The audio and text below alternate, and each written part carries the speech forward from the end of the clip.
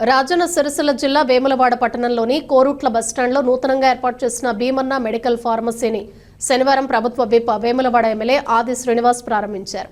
ఈ సందర్భంగా ఆయన మాట్లాడుతూ యువత ఉద్యోగ అవకాశాలతో పాటు స్వయం ఉపాధి వైపు కూడా దృష్టి సారించాలని సూచించారు.